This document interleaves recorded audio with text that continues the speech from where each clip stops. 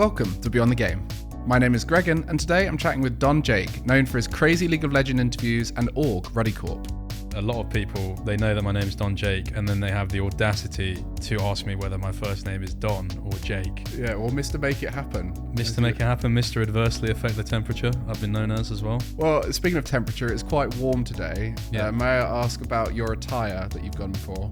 Shrek 2, the game, is... Are you serious, dude? You ever played that? No, What? but That is a... Onions! I'm being serious, that is a serious... I'm glad you said I'm being serious because I wasn't sure. No, that is a serious heavyweight. The way people perceive you online, has that ever affected you? I'm just a silly little guy, really. Does his own thing. Like, But do people look at you as a silly little guy? No, I'm 100%. interested. I don't know. Like for me, like as a person, like I'm self-aware enough to know that there is a deep intrinsic arrogance that comes with wanting to believe that you're good at what you do, and I believe that I'm very creative. I believe that I'm very talented. Keeping that in check by just being very vulnerable and aware of it. Make sure to follow for future episodes, and let us know who you want to hear from next. I hope you enjoy this conversation as we get to know Jake beyond the game.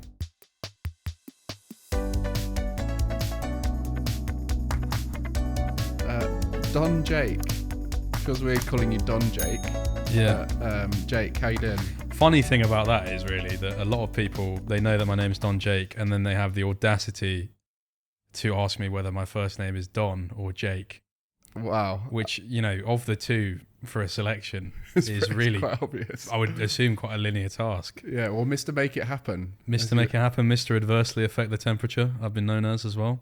Well, speaking of temperature, it's quite warm today. Yeah. May I ask about your attire that you've gone for? Well, for me, you know, I had a prompt today. I watched The Devils Wear Prada a few days ago, and I just thought esports, but make it, to be honest with you.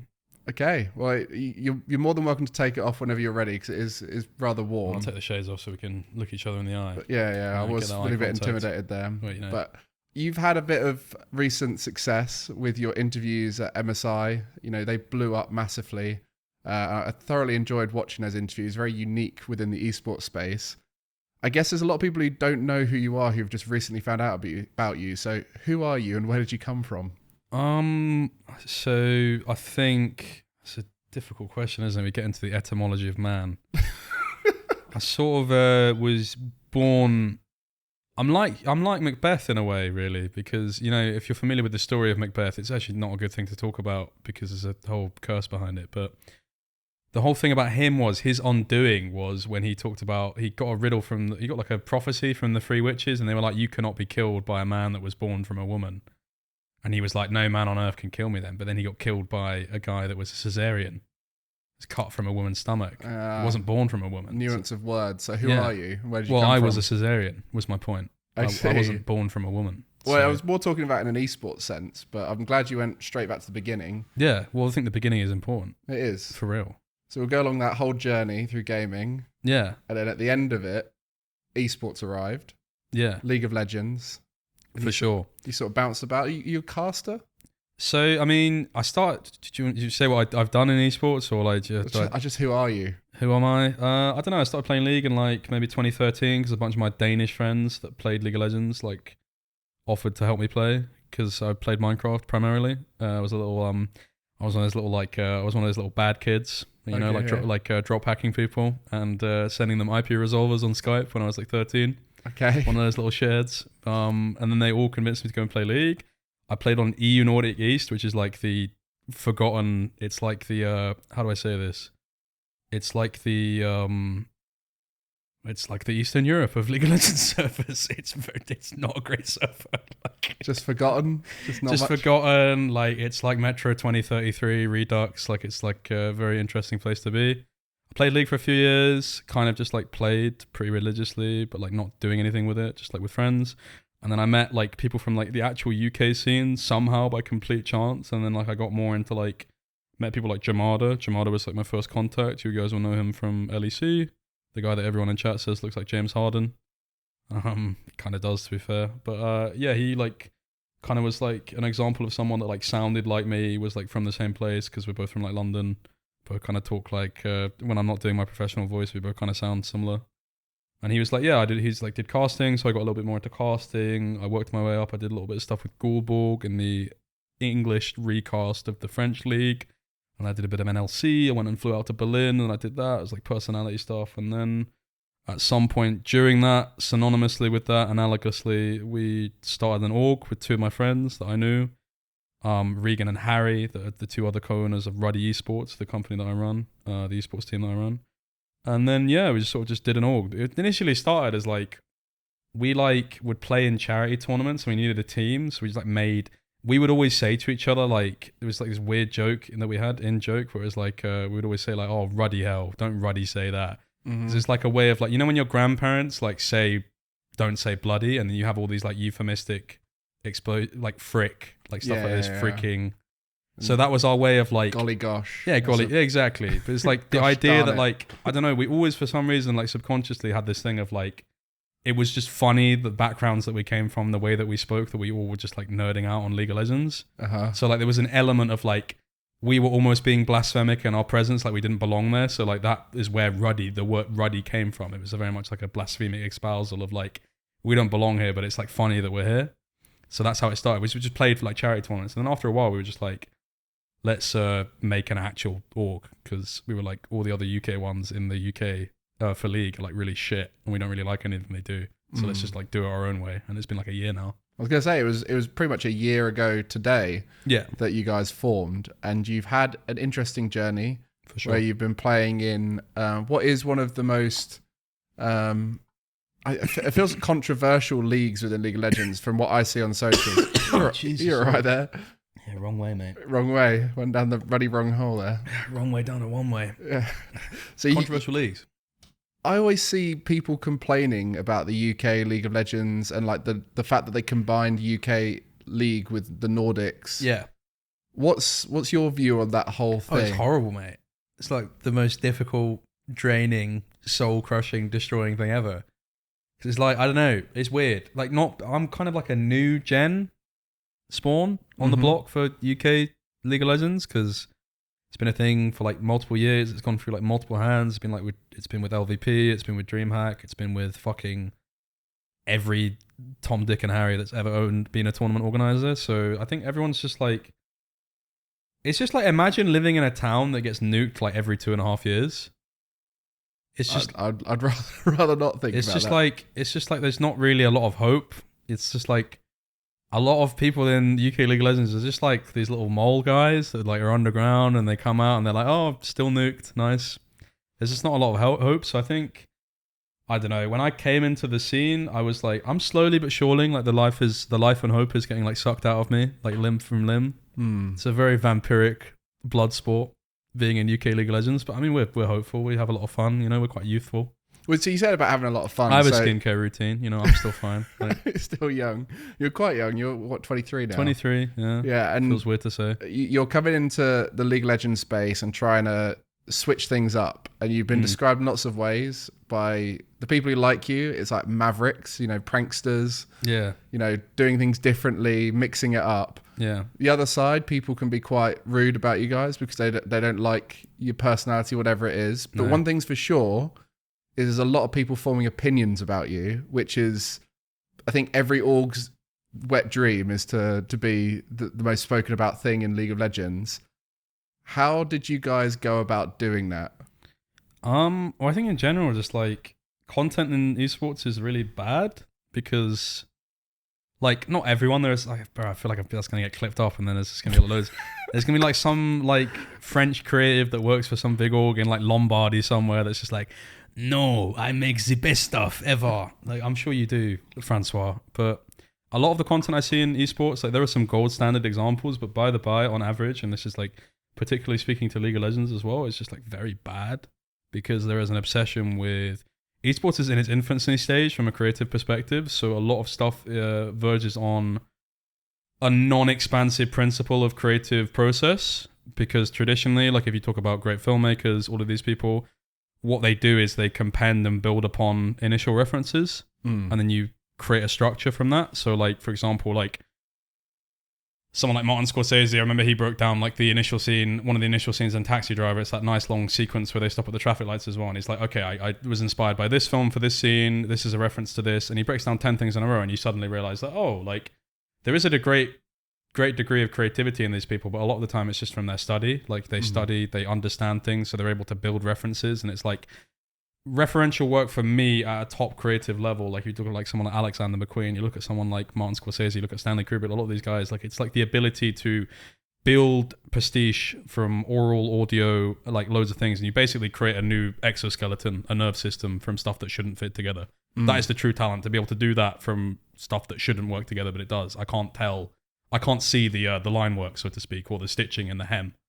Well, this was something I was listening to a podcast about AI, and a lot of people see AI and they're like, well, it's not. They don't think the way we think. They learn through repeated failure. Yeah. And they have millions of attempts, and eventually they find out how to do things. Yeah. And it's in particular around creative stuff. They go, they can't ever replicate the creative ingenuity of. Well, it's interesting because like, isn't the main issue with AI at the moment when you look at the stuff that they can't like do hands and stuff like this, which is always said to be like you think of the famous like MC Escher thing of like the hands drawing the hands, right? It's like it's a very metaphorically difficult thing to do, right? Yeah, and eventually they'll learn it by looking at lots of other hands, which is what you're describing. The way AI learns is the same way we learn, which is we look at everything that's out there and eventually form our own way of reproducing that into something different. Yeah, for sure. And that's what you're saying there. Within esports, we've had such little time to be able to look back at other people's work, combine it together and create our own new things. Yeah, it's an infancy problem, but I don't think it's necessarily like, it's just a problem in general with the approach, to be honest, because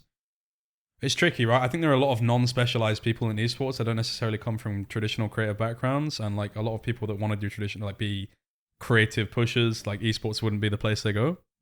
Like you would just be doing something else, right? Like, yeah, that's true. But the problem is in esports in general, it's a problem not even just for creativity, just in general. There's a lot of non-specialized roles, like people are just here because they're here. There's not a lot of people that like in our league, one of the problems we have, and I don't know, the owners from my league are going to watch this and be annoyed. We've got a little group chat.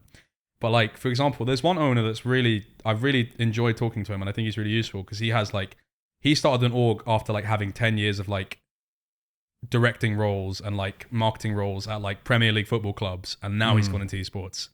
So like he's useful because he's like actually understands, like he has practical outside thing and the heat stuff he can bring to esports. Whereas a lot of people in esports is like, you did an esports degree. Shout out to your cameraman. And to my cameraman.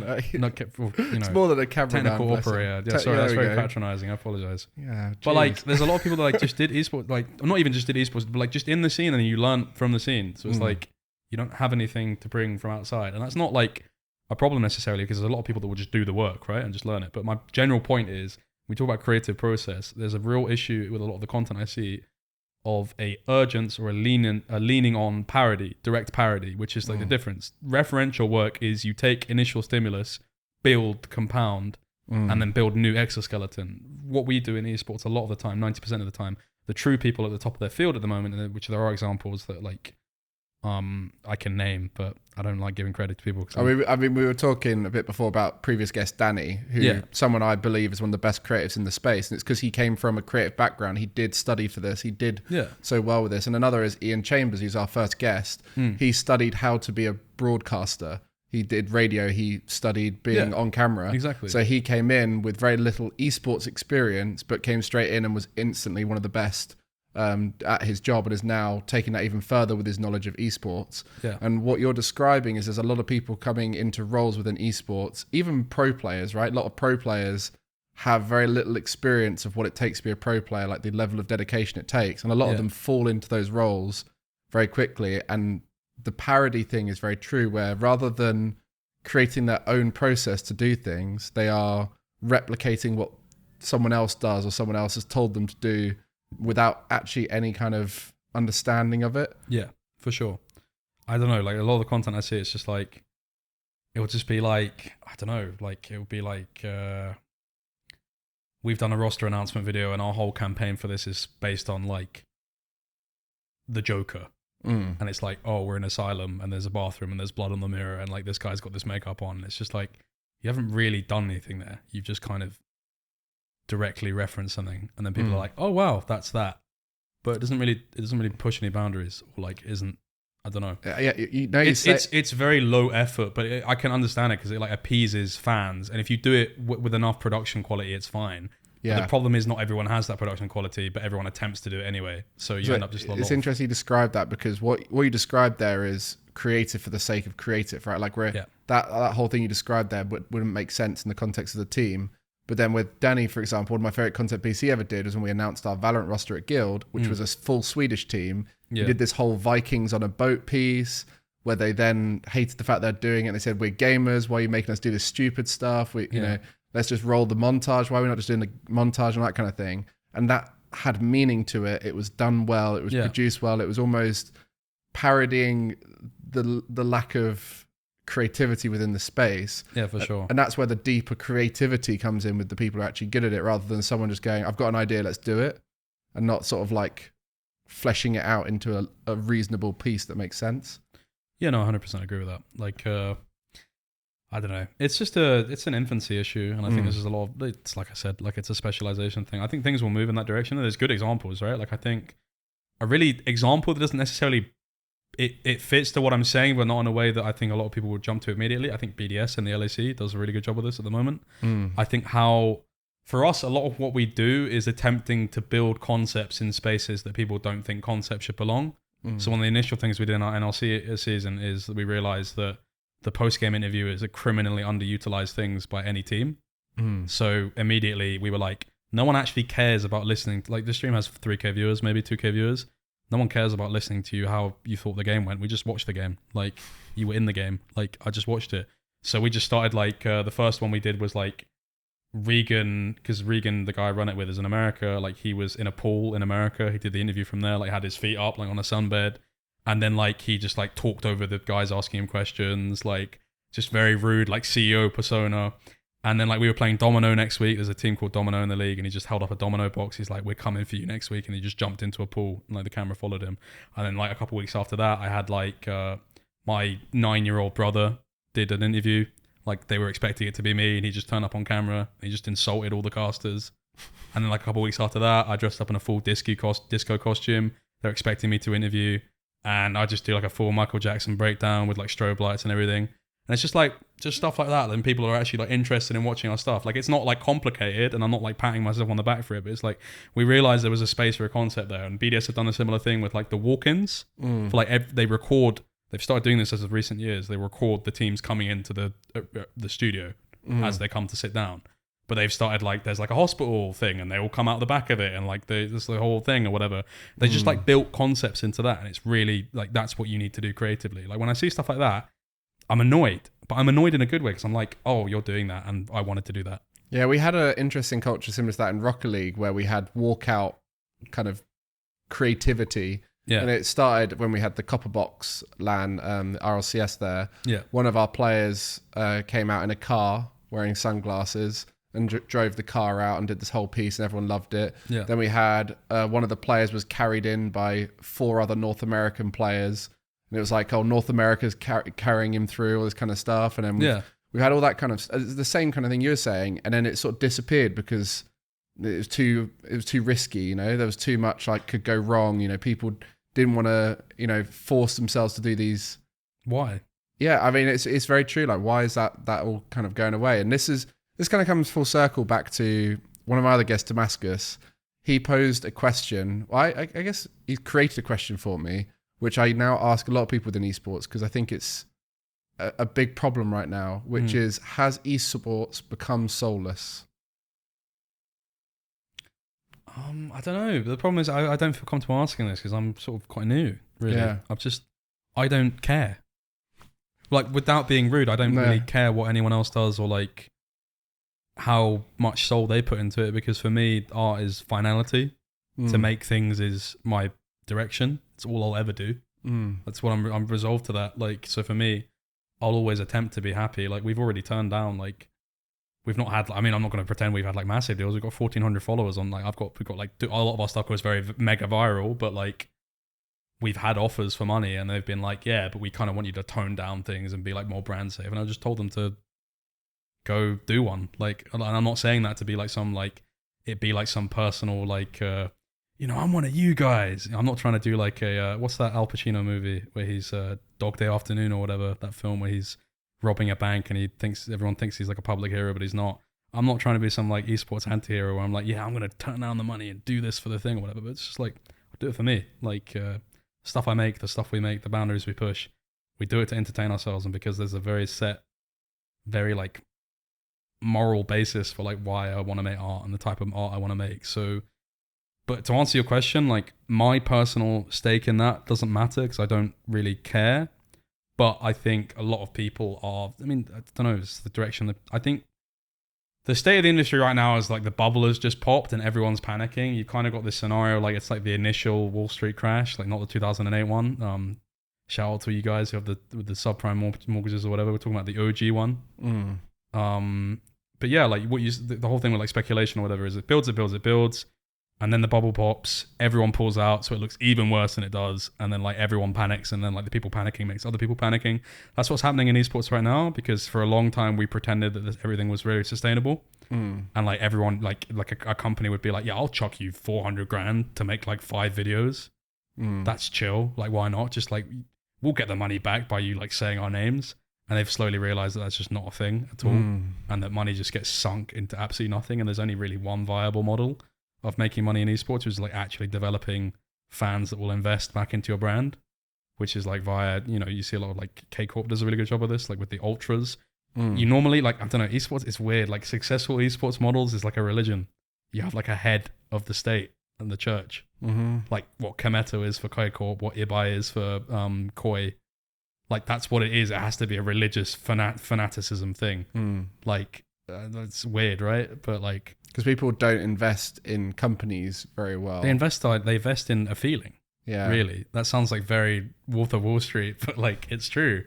I don't like, if you're a fan of a team, you're not a fan because like the initial interest comes from like, oh, you have this player, like you're strong. I like the way you play XYZ, but it's compounded and built on like, I shared this moment with you. Like it's like a lot of like Fnatic was really saved recently by that whole like San Paulo thing with the VCT or whatever. Yeah, the Valorant team saved them a lot. They like won and it was like really clutch, and I'm sure that a lot of Fnatic fans had their faith like quote unquote restored, not restored, but like built up again because there's been some cracks. And they've got the personality through Boaster there. Yeah, exactly. And it's like that's all now an experience that they'll show. It's like you know when you talk to like Liverpool fans and they're like, oh, you wouldn't get it that one night in Istanbul, like you had to be there. Like that's what esports has to be, but it's infancy, right? Those moments where it's like you're a DRX fan from Korea maybe and you stayed up all night to watch that then win that when they never should have won that, and you invested in the storyline, or you invested in the storyline later. Like, but people, I don't know, those are the moments you have to create, and you create that not only just by like competition, it's like the IRL connections, just like stuff like this. Like it's just like you need to make fans. Yeah, and right now you guys are making a lot of fans through your pranks and Maverick content and your interviews as well. We spoke a bit about those interviews. Yeah. I met you before you did a lot of those interviews, and I had no idea what your plans were, where you were going to go with them. But you went in, and you had a game plan to try and break the mold of interviews. As you've mentioned a few times, you try and do things your own way, you do it differently. What was the game plan going into MSI for your interviews? I think just generally speaking with everything that I do, like one of the things in regards to creativity, like one of the most important quotes I ever heard was like, it's from the Grand Budapest Hotel, I think the intro to that film, where he talks, it's probably from something else, so I feel like very basic for saying that that's where I got like a foundation from. I do like that film and I love Wes Anderson. But one of the things he says is one of the characters in it, I think it's Adrian Brody's character that says it. And he's like, the best writers aren't very like superbly creative. They're just good at listening and being in the right place. So I realized that that's just like really like no one really reinvents the wheel. It's just about being available and like listening and understanding. So going into MSI, my whole thing was like, we're not going to reinvent the wheel. Like I took a lot of inspiration from like, I like a lot of interview content. Like I like one of my biggest inspirations, like my biggest like idol is Christopher Morris, the guy that directed Four Lions. He did a lot of shows like The Day Today, Brass Eye, like probably like the greatest satirist that the UK has ever seen, along with like people like I won't name names, but like Christopher Morris, that great guy. So I learned a lot from him in terms of like, it's hard to explain his style. You kind of have to see it to get it. And then like beyond that, like Nardwuar as a comparison, we've drawn a lot because that's like ostensibly a lot more visible. Like for me, the whole game plan was like, esports players must hate doing media because it looks like the most boring thing. I think there are a lot of people that are really good that I like Yinsu and Frankie are both people that like commended me on what I was doing at MSI. I think what they do is great because it works for them, right? But like I think they bring something interesting to it. But a majority of the time when I look at like these players, and I think even those two are like forced within the confines of what they do from a broadcast perspective to do stuff that I think is boring. Because it's like, how did the game go? How did you prep for this? Yada, yada, yada. If I'm a pro player, like that's the last thing I want you to be talking to me about. Like it's like good for the fans. And like you have players that are primed to it, like depending on their personality type or like how far into their career they are, that will be like willing to work with you to create a moment like that. But you can see like in a lot of players, it's like they're just there to answer a few questions and go back to the hotel. Like, so my number one thing was like with the Nardwar thing, and then like a few other like I like Philomena Kunk as well. That like ridiculousness. I like Eric Andre, stuff like this. I was just like, I need to create a perfect blend here where like part of the gimmick sometimes, if I can get the information, is doing this deep dive research on them where I'm like asking them regular questions and suddenly like, oh, but your mum's like does this, right? And like you went to this school in this random little Czech village, like, and they're just like, hang on, what? Like, and you have this like the immediate barrier of like, I don't want to be doing this is broken. And then it's more like they're talking to a friend. And then from that point onwards, we're actually able to have good conversations because that barrier is broken. And you still managed to integrate in some League of Legends chat stuff related to the tournament, how it's going. You had a little bit of controversy around the Reddit, around the way the Reddit didn't like your interviews. What was the reason for that? I don't know if they didn't like them. I just think they're just complete, dog's bodies. They're just complete, They suffer from, I mean, some people would call it Napoleon syndrome. Some people would call it domain theory. Like how, if I was bullied at school, but I ended up being like decent build, I would maybe become like a bouncer or something because then I can like tell people what they can and can't do. That's like Reddit mods, but like they never really achieved anything. They're just kind of syphilitic scabs on the bell end of mankind. That's one way to put it. I was going to call them militant. They're very militant. But I mean, they basically decided that like there's a weird thing where like you would think the League of Legends subreddit should just be like servants of the parent company of the title, which they are. Like your job is to like spread news and like keep the lifeblood of the community gone because you're in effectively a hand of that. That's why they work so closely with Riot, which is like clear evidence for like it's a close connection between those two. But they were just taking my interviews down because it like wasn't relevant League of Legends content, which is like basically their argument was the fact that it's at a League of Legends event and talking to a League of Legends player isn't enough to justify the context. You also have to talk about League of Legends for enough time. And the enough time thing, it's not got. Well, there's no set rules. There's no public thing for that, so it's just open for interpretation. Yeah. So what ended up being the case is they took down one of them. That sparked a controversy. I ended up gaining more from that. I'm like openly like, good job, guys. Like, thank you for giving me everything I could have possibly wanted because although I think our videos would have popped harder, it gave me more like respect for people that like directly helped me to like get involved. Like, yeah, because you had Medic come and help you out. Yeah, Medic came in and like became this whole like, for me, that became like a zeitgeist kind of moment because we made an interview that was like a League of Legends event about League of Legends. And we were able to basically just like through double speak, just insult them directly and then put that up on the subreddit. And then we were locked into this very interesting thing, which I loved. It was almost an orgasmic affair of choices from a Machiavellian perspective because we put this interview up that was basically a League of Legends event about League of Legends. The whole video is about League. And I put them in a position whereby if you allow me to keep this video up, which under your own rules it should be allowed to stay on the subreddit, then you allow me to lambast in your kingdom the uncertain ruler of admonishment. And it's just a wonderful thing for me to allow you basically by your own rules like have to succumb to your own moral restrictions that you've directed previously, or you remove it and you reveal the true hypocrisy and draconianism of your untimely and non-logical sequitur ways. So it's just a win-win situation. Did they take it down? Yeah. I can confidently say DonJake won League of Legends subreddit 0. Like, I completely beat them. Like a whole there's like how many people in that subreddit? Like, I'm not going to count the people that the audience isn't the problem, it's the moderators. But you guys, you command maybe a 500 times like power structure than I do, and I completely just schooled you, to be honest. I got to ask you one more before we move on to your top 5 games. I got to ask you quickly about the recent coach prank where you filmed your coach having a go at your team. It's Regan, by the way. Regan. Co-owner, yeah. Yeah. So don't know if you met him. I don't know if I met him, no. But Regan went off on the team. Yeah. And then consequently went viral because it was let's be real. You would never want anyone to talk to your players like that. Yeah. That was the whole idea. So what happened there? Well, so I mean, the funny thing about that, the most mind-blowing statistic is I think we counted up the impressions from that, and combined with the reaction, that whole event has more impressions than Riot announcing the winner of MSI. Which is a crazy, crazy statistic when you think about it. It was like in the millions of impressions. 3.5 to 4, I would say now. Not a bad day. But yeah, I mean, our idea was basically like, I don't know, like I don't want to ever have to like, I'm not going to go too in depth because I have plans. So it's like, I don't want to justify my art too heavily, but like our whole thing is like, just think about what I've talked about in terms of our brand synthesis. Like, for us, like we very much like don't like to take ourselves too seriously, and there's almost like a self-ironic referential joke in that we don't think that we belong in esports.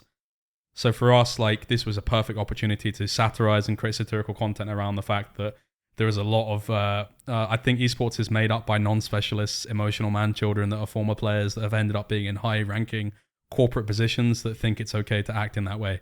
So that was a direct referential work to that. I think it was a bit more obvious than some people would have. I think not as many people should have fallen for it, because he literally in the video says, you guys need to eat fruit, go to the gym, and then it says whose idea was Master Yi, and then after that there's just so many quotables in that video that are just, you would think it'd be a bit more obvious. But yeah, I mean the general idea of it is just we were creating a satirical commentary. It's obvious if you know Ruddy Corp, but I guess it blew up beyond the point of 100%. Like Ruddy Corp. Not many people know Ruddy Corp, right? So yeah. there was like it's not really a risk. We didn't really think there was any risk like whatsoever. Like there's always going to be detractors to it. I mean, there's a lot of commentary around it, like to do with mental health stuff or whatever, which I can completely understand. And whilst I don't massively agree with it, because I think it's important to. I think a lot of people will jump to the thing of like, oh, if you satirize this, then it means that less people will take this seriously. But I don't hold that opinion at all. I think it's important to satirize to expose the absurdity of things. And I think if you realize from that perspective that there's no malicious intent going into it, it was purely a satirical attempt. It's not to belittle or demean. These are things that go on. And that's why things are whatever. I think we could have handled but basically what I wanted to, actually, I'm not going to reveal what I wanted to do because it ties into further plans. Okay, we'll leave it there, and we'll take a little break from your story because we've had some deep dives into the mindset behind you guys and your journey. And as you mentioned, you're quite young, quite new to the esports world, but you've mentioned two games, Minecraft and League of Legends. So I'm wondering what your top 5 games are. I wish you'd asked me this like before I came here, because I know you do this, but like I would have actually prepared a list. So my favorite game, I don't know if it's my favorite game to play, but like the game that shaped me, and a lot of people like, I want to say games that people in the comments are like, yeah, this guy said so much a better answer than everyone else. I hope no one said this. Kingdom Hearts, the original one and 2. We've had a Kingdom Hearts, right? In a Kingdom Hearts, I'm annoyed about that. But like, I'll explain to you why. The opening to Kingdom Hearts, like the whole sequence, like that is a work of art that changed me. Like you talk about things that like reset the timeline, altered my brain chemistry. The opening to that, where it's like, I think it's a Sanctuary by Utada Hikaru. It's like this whole thing. He's like walking up these like stairs that like are just floating. It's like this whole thing. It's like set to this really dramatic like song. That shit is wonderful, man. It's a good game as well. Like old school PlayStation 2. That's probably the first console I had. Yeah, that's a wicked game. Like for me, like all of those games, they don't make any sense because for some reason a lot of Japanese game makers just love not having their games make any sense from a narrative perspective. Final Fantasy is a Final Fantasy 7's up there for me as well, but that's another game that makes absolutely no sense whatsoever. But they look great. No, they look amazing. Like the vibes is there, right? Like sometimes it's like with music. Like a lot of the time, like my music taste is pretty eclectic. Like a lot of I like a lot of your traditional stuff.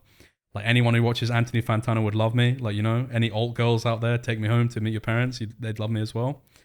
But like, I also like stuff that like Playboy Carti and stuff like that. There's like, it sounds like it shouldn't be good, but it's like the melody of it, you know? Mm-hmm.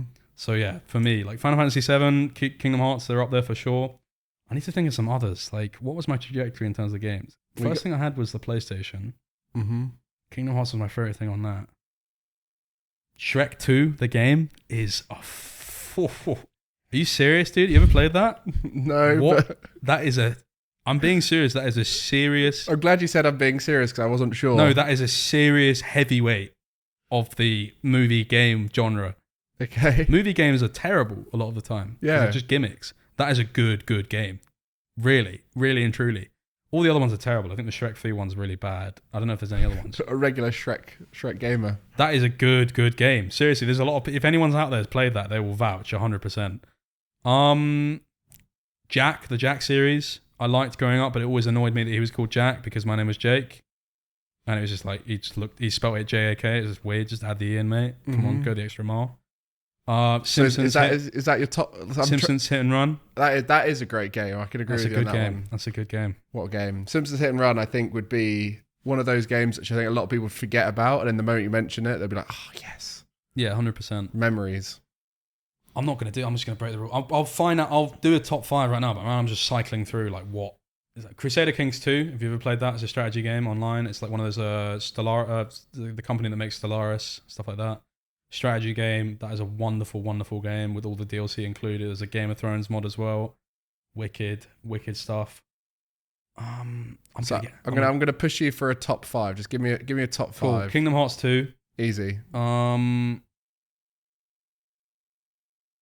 then like the order that I said that in, so the editor can go through and like just do the top 5 based on the last 4 that I said because I can't remember. Surprised Minecraft and League of Legends didn't make it in. No, they're terrible games. But they shaped you in some way, not necessarily the right way. In a bad way. Like League of Legends was an absolute vice on me and prevented me from continuing my education, continuing my romantic relationships, my friendships, and my creative lifeblood. I'm lucky that I've broken out of that now. But yeah, it's a good game, but it's a problem with games like that. It's not a good game to play with people. But unfortunately, you have to play with people. Minecraft as well is up there in terms of like my developmental process. I wouldn't say it's one of my favorite games, but like it's up there for sure in terms of games that shaped me. Well, some interesting games in there. Definitely Shrek 2. I'll be interested to hear what people have to say about that. It's a game. It's a real game. It really is. But we'll go back a little bit to your journey. So I think it's been pretty clear with your whole discussion. You're quite a deep thinker, quite an intellectual man. But you've got some different ways of thinking about things, which has led you to be a maverick within your content. What has that led for you in terms of the way people perceive you online? Has that ever affected you? I mean, I'm just a silly little guy, really. Does his own thing. Like, but do people look at you as a silly little guy? No, 100%. I feel like, I don't know, it's weird. Like a lot of the time I find that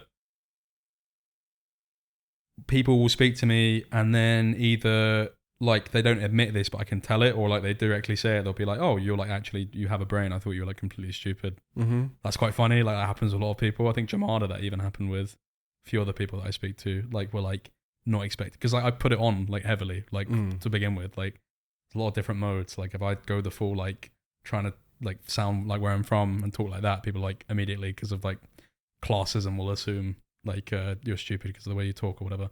But like I don't know, like I think a lot of people assume that I don't put thought into what I do and I'm just sort of waiting to see what happens. Like, well, I mean, we met on quite I don't want to say an intellectual level, but we spent a long train ride back from Insomnia together. Yeah, where we had a long chat about esports and spoke about all sorts of deeper sides of it, like our understandings of things. So I instantly knew you were quite a smart guy. And then when I saw your interviews, I was like, oh, this is creative, pretending to be stupid kind of style. Yeah, I mean, I like to blur the lines, right? Like, I don't really, because it's like, ultimately for me, like, I don't know, like for me, like as a person, like I'm self-aware enough to know that there is a deep intrinsic arrogance that comes with wanting to believe that you're good at what you do. And I believe that I'm very creative. I believe that I'm very talented.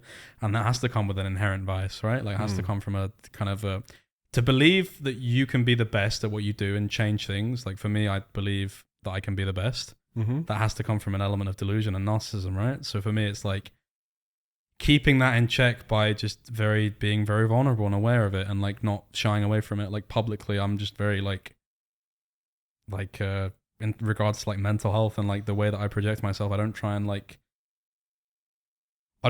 cordon off sections of myself. I'm just like very unapologetically attempt to be myself. And like, I'm aware that like that's a problem sometimes because, there's a degree of intensity to everything that I do. Mm-hmm. So I guess to answer your question, yeah. Yeah, I guess, you said about the mental health side. Yeah. How's your mental health been? So I'm like a very like mental person. Like I'm a hyper neurotic overthinker, the way that my brain works is very strange because I'm completely aphantic. Like I have aphantasia. I don't low level visualization. Like I don't visualize anything, so I don't see images in my head, which people are always very weirded out by because a lot of what I do is very visual. Like it's a visual medium that I communicate, and creativity normally comes from like you need to see the idea. I don't like a lot of my thing is just pure thought. I also don't have an internal dialogue. I'm like one of the rare people. I don't know what the percentage of that is made up of, but like I don't hear thoughts in my head. There's not a back and forth conversation. It's completely blank. And beyond that, like in regards to like mental health, like I don't know. I'm just like a very like so I have bipolar. Recently diagnosed. Spent like a long time of my life not understanding what that was. So that's been an interesting thing because I've realized that a lot of what I do is characterized by mania, like the intensity and the obsession, the obsessive nature of everything I do. I only started to really think about like that could be a possibility after like a lot of like I know it's like mega controversial now, but the period at which I thought this was when Kanye West released the Ye album, when he had a lot of discourse publicly about how bipolar was a superpower for him, how it enabled a lot of his creative drive.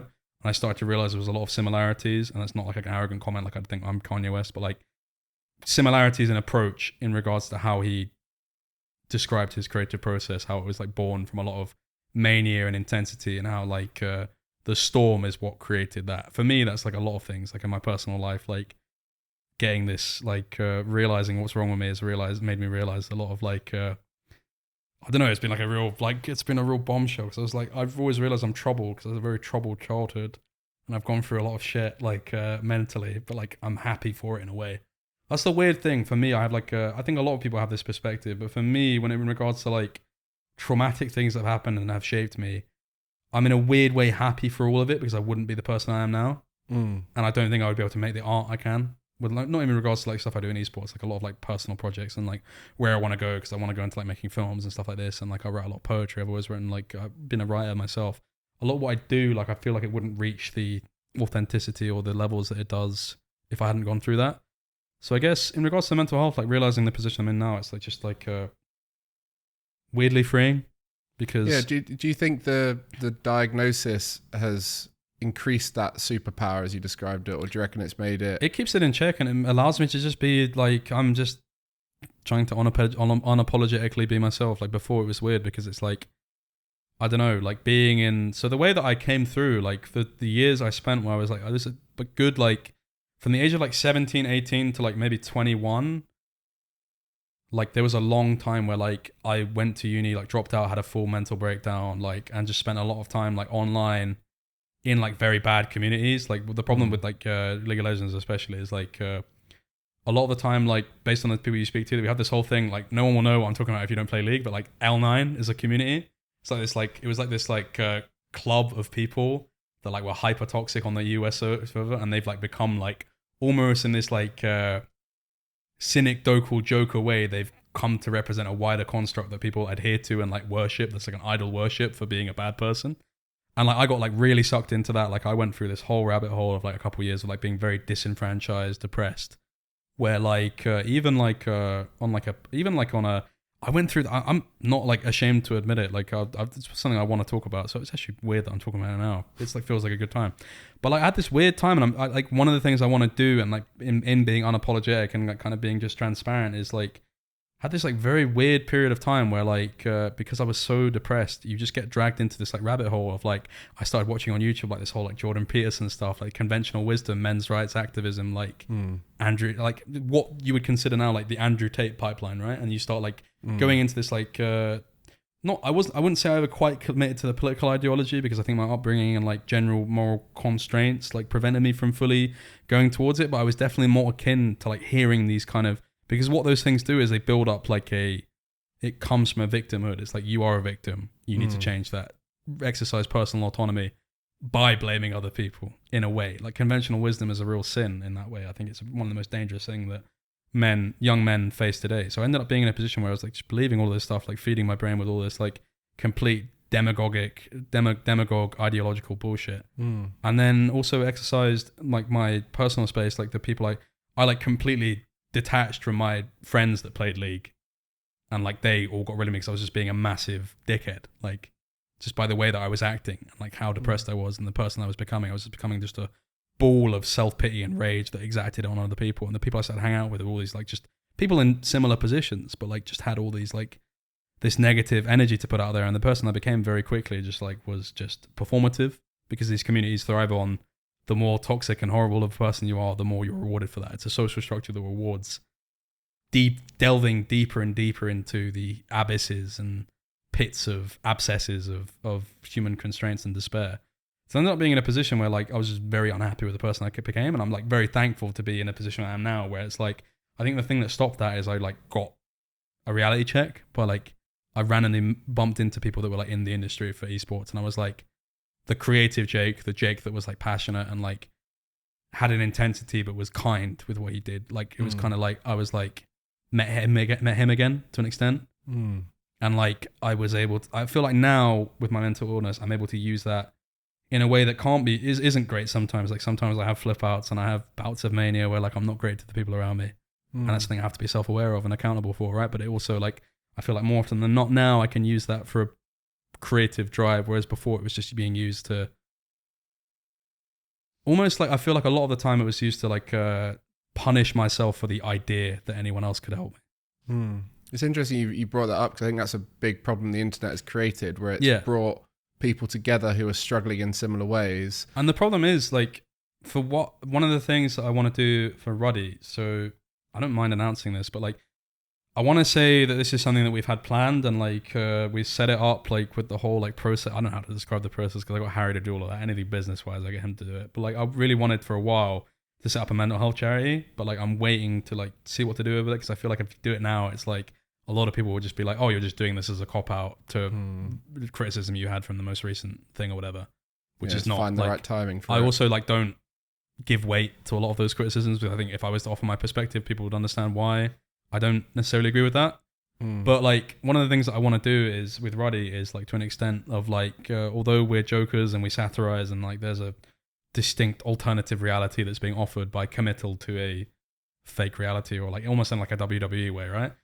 I do, as someone that like was one of those young disenfranchised males that like fell victim to this kind of rabbit hole, I want to kind of, because I was always like, I've always had the ability to do what I do now, but it's just like anyone can befall circumstances. Like for me, it was like very personal family circumstances that like dragged me into going down the wrong path, so to speak. And I feel like there's a lot of people like in online games, because of the nature of like how online things can be, how isolated you can be. I mean, like you think about like, I think what that someone I know is making a documentary about it. I don't know if it's in Japan or Korea, but there's this whole epidemic of people that just don't leave their house. Like it's a major epidemic in a lot of countries, where like people just, because you can order your food online, you do groceries online, everything, you don't need to ever leave your room. Yeah. And I felt like that was me. Like there was probably like a good year and a half, 2 years where like I maybe left my house once a month, once every 2 months, which is crazy to admit now. It's a daunting thing, but like I'm okay with being unabashedly, not unashamed because I'm ashamed of it. Do you know what I mean? But like unabashedly able to like share that experience, because it's like, I feel like there are a lot of, there's probably like, maybe not people watching this, but there's people out there for sure that I've come into contact with that like, there's a good example, like I won't name him, but like there's someone I know that like I was in similar environments with that like has come out and he does like a lot of like stuff in the industry now.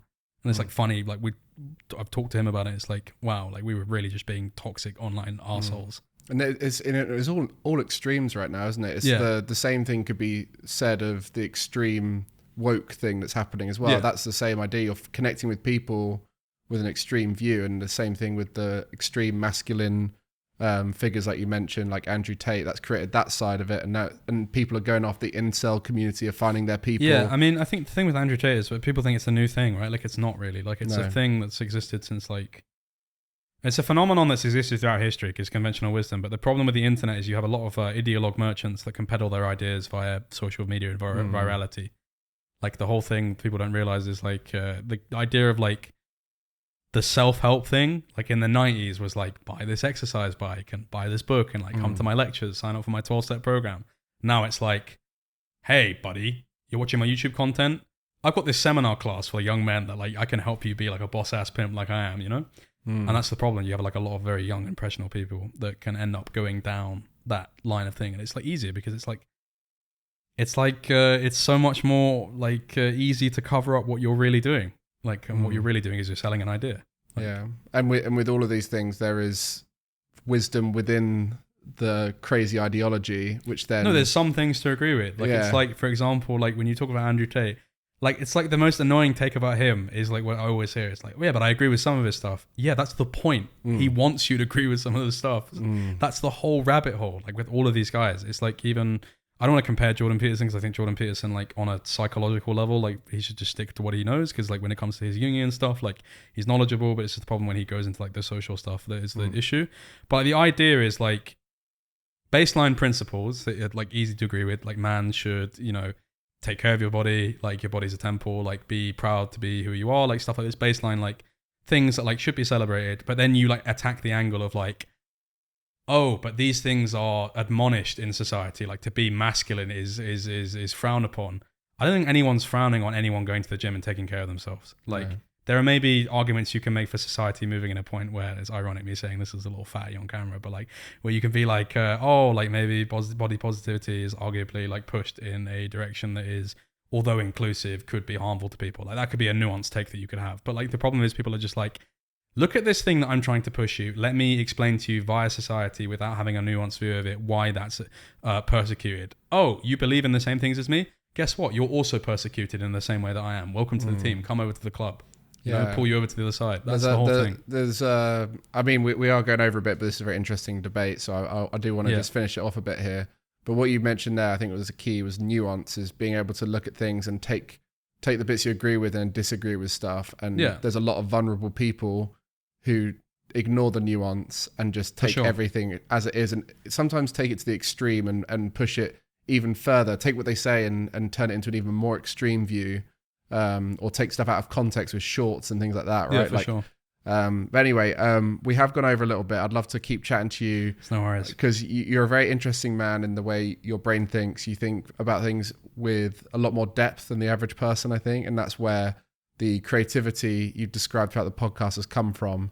And consequently, you are doing something very different in this space. And I'll be interested to follow yours and Ruddy Corp's journey. Yeah. And maybe in a year's time, we can bring you back and we can talk about how all that has turned into this amazing success, because being different is something that's lacking right now in esports, as people are just following the mold and not necessarily growing because of it. So the last question we ask everyone, and I'd be interested to hear what your take is on this, is what does gaming mean to you? What does gaming mean to me?